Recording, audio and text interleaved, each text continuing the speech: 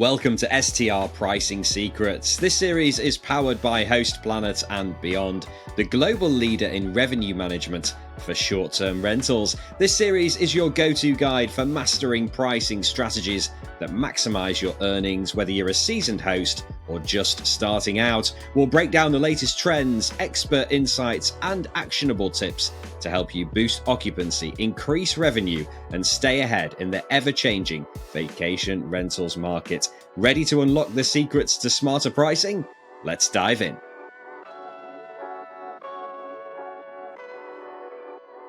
In today's episode, we're going to focus on how to price rural rentals. We'll look at the challenges of getting your rates right, how dynamic pricing differs between urban and rural markets, and the strategies rural hosts can use to maintain occupancy throughout the year. And joining me to share her extensive knowledge on this subject is Lizzy Grayson, an account executive from Beyond. How's it going, Lizzy?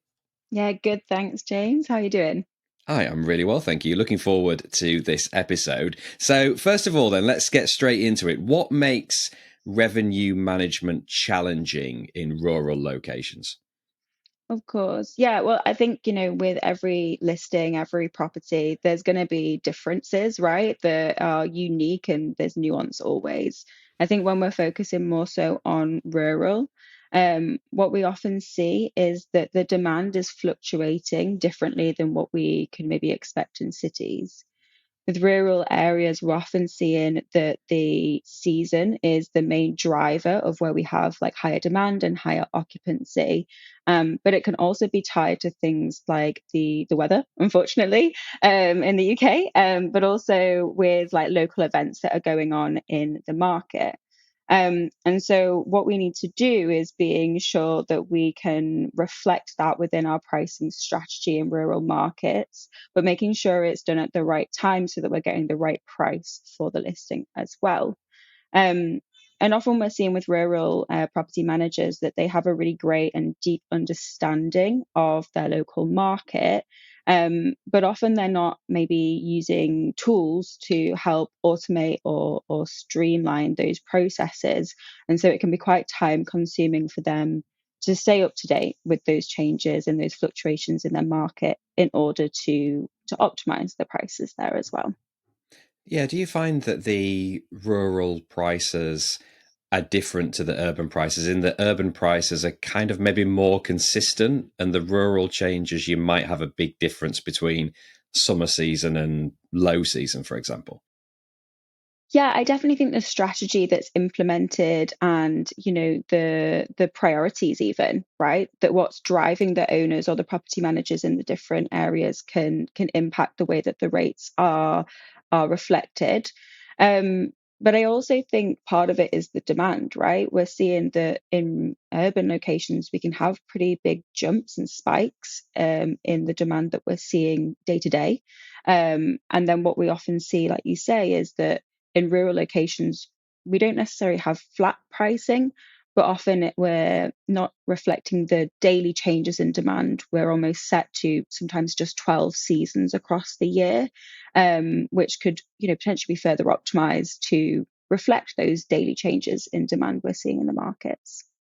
I guess with the consistency, that might be a good thing for the rural locations because it's showing that they are year round destinations. And whether it's winter, you're going to get people walking there, taking their dogs and stuff. And if it's summer, they might be going, if it's a Lake District, for example, they're going on boat trips or that kind of thing. So you have that level of consistency because you've got people who are happy to go for a weekend away to a rural location whenever. It doesn't really matter about what the weather is like, or I guess sometimes it's going to matter what the weather's like, but yeah, you kind of have that consistency, right? I think it depends. Yes, I think definitely if we're, demonstrating the desirability of markets in the winter season, then there's ways that we can really optimize and maintain that demand and that occupancy. But I do think some markets struggle in the sense that maybe people aren't as likely to go on holiday. For example, like families, maybe they're in school, and obviously they're getting more stringent with the rules around coming out of school, right? And so we're seeing a lot of property managers having to adapt in order to maintain the occupancy outside of the high seasons. Um, it's a challenge, but it doesn't mean that it's not possible. Now, you mentioned this a little bit before in terms of the property managers knowing their rentals and their location kind of better than anybody else. So, how important is local knowledge in rural locations, especially those places where there's hardly any competition? Yeah, I think, one thing we're seeing is that experience guests are wanting to achieve with their stays, right? And I think if the property managers are able to reflect their local knowledge, and the experience that guests can have, that can be a really great way of getting people in the door. But I also think understanding what is driving the demand in the local market is super, super valuable, right? And the more you know your local market and the unique drivers of it, the better you can respond in terms of your pricing strategy or your marketing strategy in order to get those guests, right, and to get people to come and find your stay. Um, but I think, yeah, more so now like than ever, it's important to be that local expert, as it were. I had a property manager say to me recently, he said, "There's hardly any competition where I am. I know what rates I should be charging. I don't need a dynamic pricing tool. Why might that guy be wrong?" I think, yeah, I hear this as well.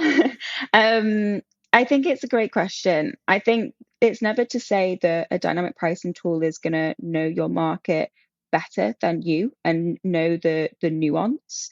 But what it will allow you to view is, how trends are evolving year over year, and also spot trends that maybe you're not even aware are taking place. Often it can be maybe a music event or, a festival that you're not aware of that actually has an impact on the demand in the local market. And it creates great opportunity for a property manager. But if that's something that maybe we miss the timing on, then it's an opportunity lost, right? And so dynamic pricing is almost being that second set of eyes or that tool that's supporting you in having, not only informed decisions, but picking up on things that sometimes we're not even aware that we're missing, right? And so it's like working as a tool to support you as opposed to necessarily, I think some people think it's to replace them. It's not, it's to broaden that tool stack that you have available to you. Yeah, definitely. I remember when I was starting out, I must have left a lot of money on the table because my properties are between Leeds and York in the UK. Mm. And I didn't realize that Leeds Festival was going on and that we had a lot of interest in the property. And I'm charging a crazily low rate. Yeah, it was only after using dynamic pricing that I realized how much money I'd been leaving on the table. So, in terms of, we've kind of touched on it a little bit. So, Mhm. how should rural hosts balance seasonality and special events when setting prices? Because those special events you mentioned, like, because in my experience, it's not necessarily like the big music festival. It might just be a wedding that's taking place in the next village, and suddenly you've got a lot of people who are interested because they don't have many hotels nearby. So how do they get Mhm. the balance right there? Yeah, definitely. So I think one thing is always to keep as up to date as you can with both seasonality and with the events, right? But I think that example of like a wedding that's in the local area is a perfect example of something that if you don't have a tool or if you're not looking at the market data, it's easily missed because you might not know that family that's having the wedding, right? So I think it's always about keeping us as informed as possible, but also understanding how, for example, seasonality changes and there's pacing to it, right? Is that evolving year over year? And then with events, understanding the relevance of those events, right? Do they help you justify higher rates? Because if you've got a local event that's like a wedding, it's maybe not going to help you justify rates in the same way that a festival is, right? Where there's a higher number of people coming to the local area, or even like the duration of the event as well will have an impact on how you evaluate its relevance and the impact that that directly will have on your rates and how you set them. Um, but yeah, I have to say, I hope you went to Leeds Fest after you realised it was there. No, did you go see I it? was I was living in Qatar at the time, so I didn't have a Ah, chance to go to Leeds Fest. But I yeah, obviously I knew it was happening maybe in the back of my mind years ago, but yeah, Hmm. I'd absolutely forgotten about it, and not put my rates up, which was a bit silly.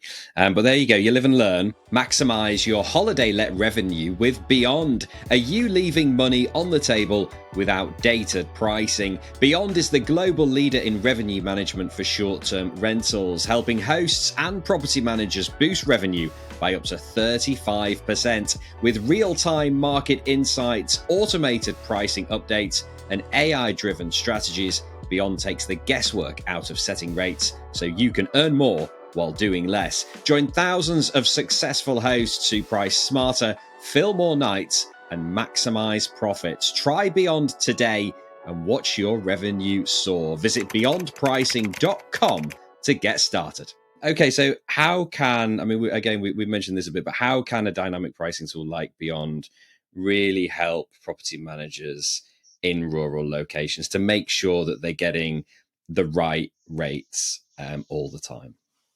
Of course. Yeah. And I think that comes back to what we kind of started on, right? It's supporting the application of like those property managers that have great local knowledge, right? Helping them apply that knowledge, but also with the data to sort of support that when making informed decisions. So it would help them in having up-to-date market trends and visibility on those and how that's changing on a daily basis. So that it's automatically reflected in the rates. That'll ultimately save them time and build the assurance that they have there. And that time then can be spent either investigating other areas, such as like marketing, or how do we create more of an experience for the guests. But it can also be so that we can understand how to further develop the portfolio and identify areas of opportunity of growth, for example. And I think by having the data there, it's going to help, make informed decisions and to support that growth there.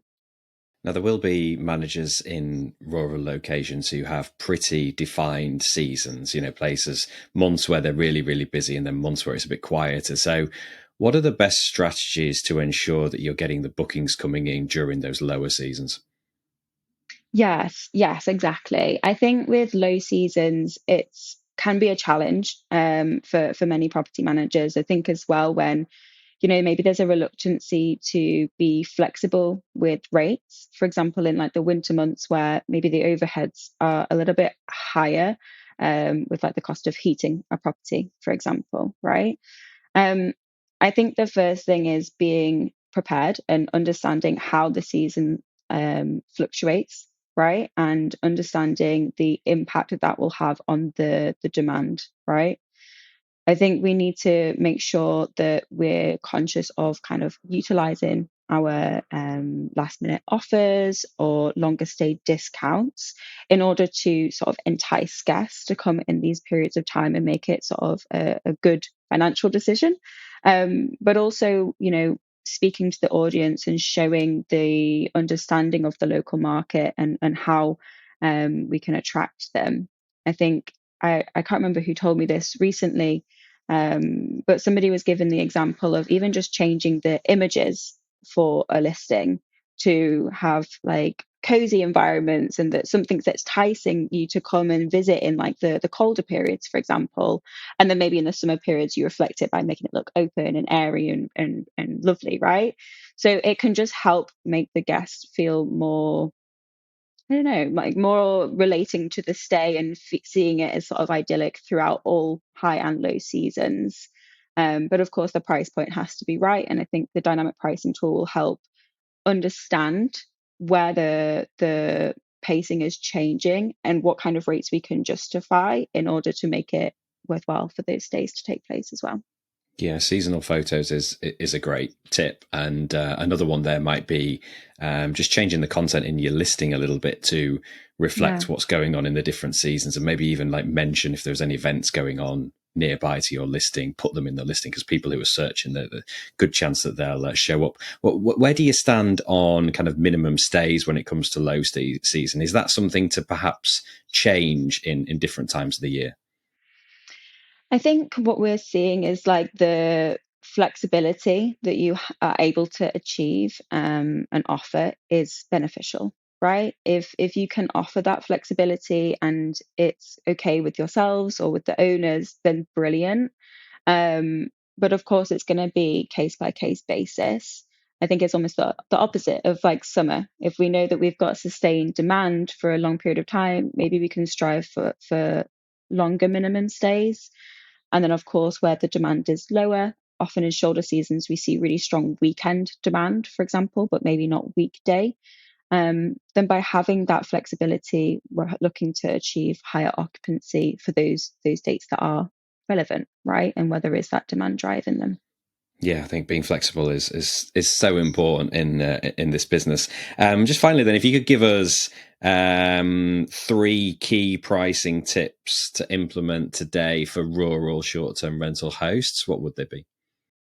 3 key tips. So I think ultimately it's staying as up to date as you can with the things that are driving demand. And I think ultimately, one of the ways of doing that is by having a dynamic pricing tool.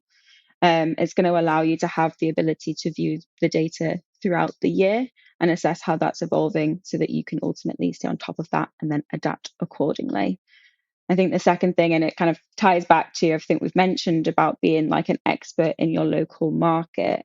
The more you know about what's going on in the local market, the more that you're able to, one, capitalize on those local events.